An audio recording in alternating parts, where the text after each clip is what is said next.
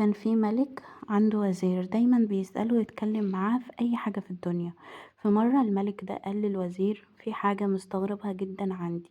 في واحد من اللي بيشتغلوا في القصر دايما سعيد ومبسوط وحياته جميلة، برغم ان انا عندي فلوس كتير قوي ومش مبسوط زيه. حياتي مش جميلة ولا انا راضي زي ما هو راضي، وهو ما عندوش فلوس وفقير لكن طول الوقت مبسوط. الوزير رد عليه وقال له تمام، جرب معاه نظرية 99. قال له ايه نظرية 99 دي؟ قال له بعت له سرة فيها 99 دينار واكتب على السرة هدية ليك 100 دينار. الراجل الباب خبط عنده، فتح لقى سرة اللي فيها 99 دينار بس مكتوب عليها هدية 100 دينار. الراجل عد الدنانير لقاهم 99 مش 100. فتح الباب تاني وخرج يدور، افتكر انه ممكن يكون وقع على الباب لكن ملقاش حاجة. وخرج ولاده واهل بيته كلهم يدوروا مع الدينار الباقي، وفضل طول الليل يدور على الدينار اللي ملقاهوش. وبعدين نام وهو متعكنن ومتضايق، وراح تاني يوم القصر زعلان ومتنكد. الوزير ساعتها بص للملك وقاله شفت، عرفت ايه اللي بيخلي البال مش مرتاح وما بيخليش الانسان سعيد؟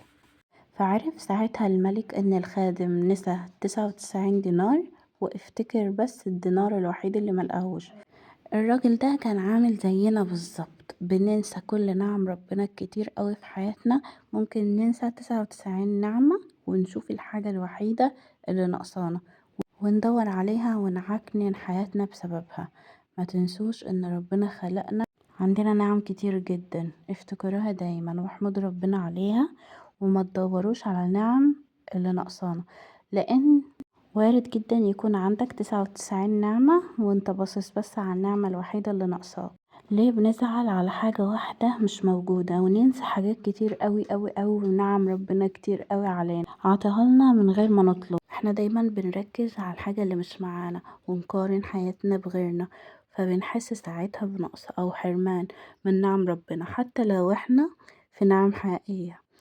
المشكلة مش في اللي ناقص، المشكلة في نظرتنا احنا. لو كل يوم بصينا بعنانا على النعم اللي ربنا عطيها لنا او في حياتنا بجد، زي مثلا صحتنا، اهلنا، بيتنا، حتى الهدوء اللي حوالينا، هنكتشف ان احنا اغنى بكتير قوي قوي قوي اكتر ما كنا فاكرين. مش معنى ان في حاجة ناقصة ان حياتك وحشة، ومش معنى ان غيرك عنده حاجة انك اقل منه.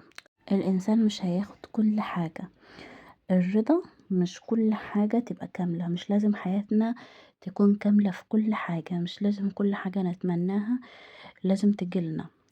الرضا انك تشوف اللي عندك بعين شكر من ربنا، مش بعين نقص. يمكن الحاجة اللي ناقصك لو جيتلك ما تسعدكش قد ما انت متخيل، بس النعم اللي عندك دلوقتي لو راحت ساعتها هتعرف قيمتها كويس قوي. كمان في حديث جميل قوي قوي قوي بيقول قال رسول الله صلى الله عليه وسلم انظروا إلى من هو أسفل منكم ولا تنظروا إلى من هو فوقكم، فهو أقدر ألا تزداروا نعمة الله عليكم. حتى الرسول صلى الله عليه وسلم قال نبص للي أقل مننا مش للي أعلى مننا، ساعتها هنحس بقيمة النعمة اللي عندنا. وهنا خلاص حبايب قلبي، انا قلت القصة اللي انا اجت في دماغي او قرأتها بصراحة، فقلت ان هي اكيد هتفيدكم. ممكن اي حد محتاج الكلام دوت يهون عليه دلوقتي وهو بيسمع الفيديو. ربنا يريح قلبكم، ربنا يريح بالكم، ربنا يعيشكم في هنا وسعادة مهما كانت حالتك المادية، مهما كانت عيشتك، مهما كان في صعوبات في حياتك.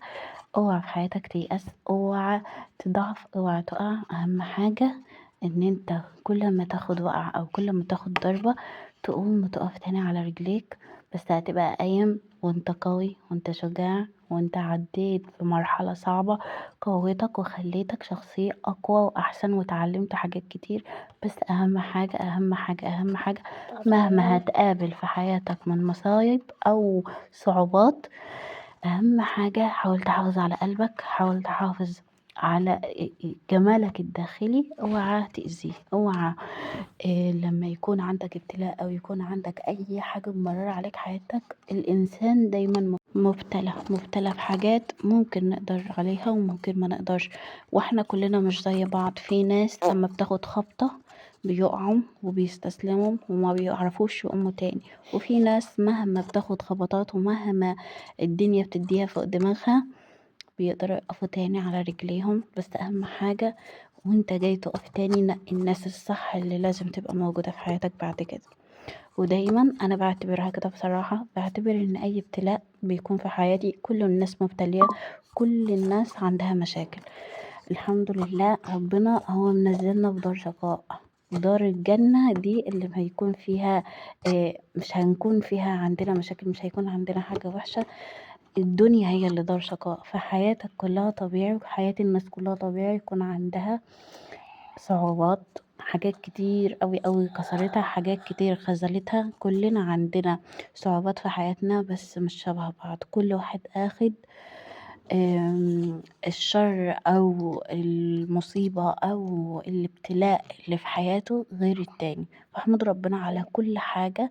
وممكن دلوقتي انتوا محطوطين في موقف أو في حاجة أو في محنة ما انتوش فاهمين ليه اتحطيتوا فيها، متأكدة 1000000% انكم قدام هتحمدوا ربنا ان انتوا اتحطيتوا في الموضوع ده أو في الابتلاء ده، عشان ساعتها هتكتشفوا قد ايه ربنا بيحبكم. ربنا لو انت في حياتك مصاعب، حياتك صعبة، اعرف ان ربنا بيحبك، اعرف ان ربنا بيحبك وعايز يقويك وعايز يعلمك وعايزك تقف على رجليك. اهم حاجة نتعلم من اخطائنا، اهم حاجة ما تسودوش قلوبكم. خلي قلبك احسن من مكان امبارح. دايما بص على نفسك كده كل يوم وشوف. انا مقتنعة بالحتة دي 1000000%. ابص على نفسي النهاردة اشوف هل انا النهاردة احسن من امبارح ولا لا، هل انا النهاردة عقلي كبر واشتغل احسن من امبارح ولا لا، هل تفكيري اتغير وبقى احسن من امبارح ولا لا.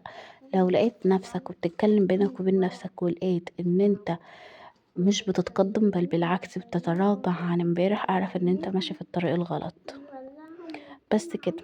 يا رب يكون فهمتوا اي كلمة من اللي انا قلتها او لمست فيكوا اي حاجة، او ممكن يكون الكلام دوت جاي لكم في وقت انتوا محتاجين.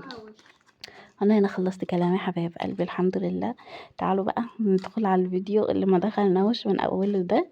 اهم حاجة لو انتي لسه معايا في الفيديو اضغطي اللايك وما تنسيش الاشتراك عشان تكوني في عيلتي الجميلة ونفيد بعض. هنا بقى انا كان عندي المية مقطوعة طول الليل وعندي النور مقطوع طول الليل. كان في مشكلة في الكوبس بتاع الكهرباء النهاردة وكان اليوم صعب قوي. النهاردة يا دوب انا طبخت طبخة صغنونة، طبخت مكرونة بصراحة لان ما كانش فيه وقت ان انا اعمل اكل بصراحة، فعملت حبة مكرونة صغيرين ونضفت المطبخ. المطبخ كان متبهدل بهدلة مش طبيعية، كمية مواعين مهولة والله العظيم. مش عارفة كل المواعين، بس انا يعني في العموم انا بحب اغسل المواعين، بحب جدا الوقفة بتاعة الحوض دي بصراحة بحبها قوي.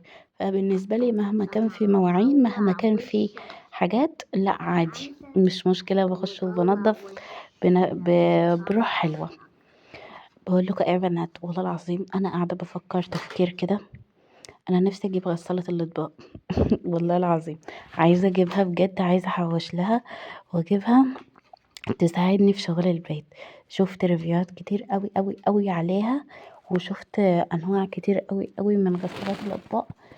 بصراحه حاسه ان انا يعني حاسه ان انا لو جبتها هتريحني جامد قوي وهتخليني اقف البيت ده اروقه في 10 دقايق والله العظيم. فهل انتوا معايا اجيبها ولا هي ملهاش لازمة؟ بصراحة انا عن نفسي اجيبها وخلاص هي تبتت في دماغي. هنا بقى كنت خلاص الحمد لله خلصت المواعين وخلصت المطبخ كله خليته زي الفل، وعملت حاجات كتير قوي بس ما صورتش للاسف لان الدنيا كانت ملخبطه قوي معايا النهارده. هنا بقى انا كنت بعمل المكرونه، انا بعشق نوع المكرونه ده اللي هو حواء، تحفه. في الاسباجيتي او في الصغنونه بيبقى تحفه. هنا بقى انا كنت عملت الصلصه بتاعه المكرونه، وبعد كده نزلت فيها كيس المكرونة زي ما هو ما سلقتوش. دي الطريقة الوحيدة اللي بتطلع معايا المكرونة حلوة بصراحة، اي طريقة تانية ما بتطلعش معايا المكرونة حلوة. اقول لكم على حاجة، انا اصلا فاشلة في موضوع المكرونة ده بالذات المكرونة الدمع. انا بعمل مكرونة بشاميل حلوة قوي بس الدمع لا بصراحة. يعني بس هي الحمد لله يعني طلعت النهارده يعني حلوة تتاكل عادي. هنا بقى أنا كنت باحط لها المرقة بتاعتها وحطيت لها ملح وفلفل، وكنت حطيت في الأول حبة توم مع البصلة وشوحتهم، بس كده وحطيت لها برضه نقطة سكر صغنونة. اليوم النهارده كان كسول ورخم وتحسي كده ان انت بتزقي في اليوم ما بيمشيش، بس الحمد لله خلص على ألف خير. الحمد لله الحمد لله الحمد لله الحمد لله على نعمة اليوم العادي. والله العظيم أجمل حاجة في الدنيا إن البني آدم يكون يومه كده هادي مريح، مفيهوش أي حاجة وحشة. الحمد لله والله العظيم الحمد لله. هنا بقى خلاص أنا كنت باخلّص في الفيديو، كنت باحط هنا البهارات بتاعة المكرونة وقفلت عليها وهي لسه داخلة في السوا، المكروناية لسه داخلة في السوا، قُمت قافلة عليها النار وغطيتها بالغطا. هي بقى بتستوي مع البخار اللي بيطلع منها في الآخر. المكرونة روحها صغير أوي يعني ما بتصدق إن هي تعجن، بس بصراحة الحمد لله النهارده ما عجنتش مني وطلعت زي الفل وقمر وجميلة. الحمد لله. قولوا لي بقى انتوا اكلتوا ايه النهارده وهتطبخوا ايه بكره؟